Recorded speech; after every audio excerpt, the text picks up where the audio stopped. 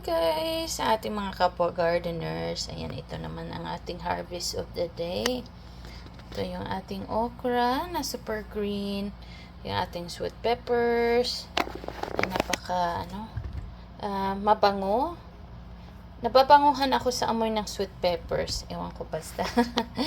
But, ayan, tatlong klase po ito ng tomatoes. Ayan, ang ating tomato. Ito, Roma tomato. Ito, Roma tomato din ata ito. Nakalimutan ko anong pangalan. Cherry tomato siguro. Kasi mas maliit siya kaysa Roma tomato. Ito yung Roma tomato. Ito.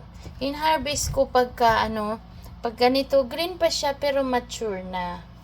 Ayan, kasi pagka hina-harvest namin na pag ganito, may mga spotted. Next niyan kinakain na ng worms. Kasi hindi namin ini-sprayhan yung namin yung gulay. Ito naman nung nag-storm, ayan, nababagsakan ng hail. Pero pwede pa naman paglutuin na, tanggalin lang yung bad spots. Ayan, ito.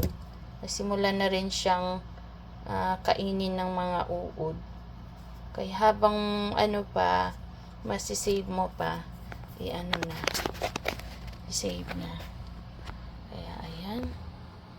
Yan po, organic po yan, walang spray. Kaya mabuti talaga pagka summer, ito ang ginagawa namin. Mag-garden. At saka